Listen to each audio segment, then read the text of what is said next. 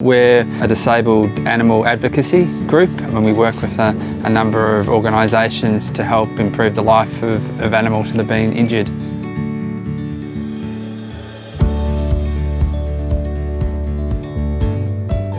My name's Tim Giles. I'm one of the trustees of Broken Biscuits. So this is Otto. Otto is Romanian. He was injured in a car accident, and we were involved right from the start to firstly rescue him off the street where he'd been abandoned, and then to help him through all of the surgeries he needed to get him fit and healthy. We fell in love with him along the way, and rather than adopt him out, we ended up taking him in as a member of our family. And as you can see now, he's very much the active, healthy dog. Well, my wife Cassie and I, we volunteered for a number of spay and neuter charities, and we were involved in doing their programs, and we realised a lot of the shelters that we were working with, there were a lot of these disabled dogs that they called lifers. They were dogs that never had a chance of getting adopted, so we thought that someone needed to do something to help those animals, so we decided to see what we could do to help, and Broken Biscuits formed out of that. We've built up a network across Europe of through working with various organisations. What tends to happen is an animal's been hit by a car, the dog gets brought into a shelter, and we get contacted to help either fund its medical care or to help it with its accommodation, and ultimately to try and find it a foster or a permanent home.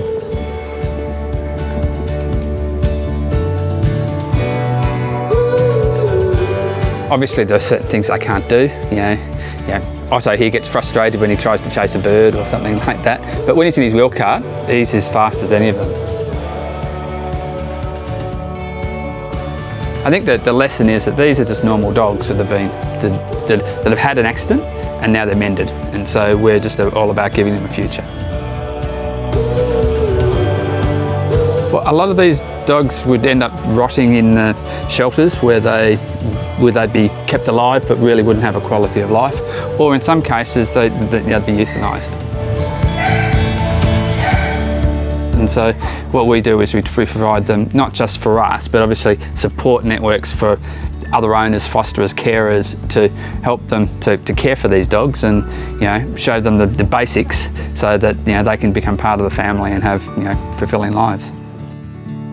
Bambi, who one of the dogs that I'm driving up to Manchester this afternoon, was a puppy, was on the streets, and some of the distressing photographs of when the condition that he was in when he was found, and just to see him now is just that the happy, smiley, fun-loving dog. And once you see him in his wheel cart, it is really heartwarming to see the life that these dogs can still have.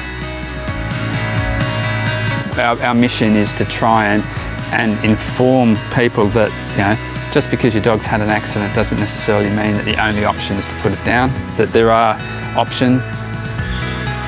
In a lot of the cases it's about informing vets as well. It's about getting into the schools, getting into talking to the vets and the owners and prospective owners, and just letting them know that aside from a few little sort of preparatory steps you need to do, they're just normal dogs.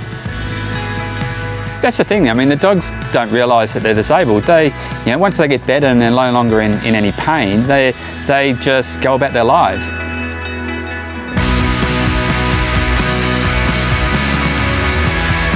It's an important thing to see. This is not we're not in a depressing industry. This is all about improving the quality of life and getting them up and active and involved. And the dogs will respond if you give them the opportunity and you give them sometimes it's just the tools, whether it's the wheel carts, sometimes it's just the family environment and the care, and they just become vibrant members of families again.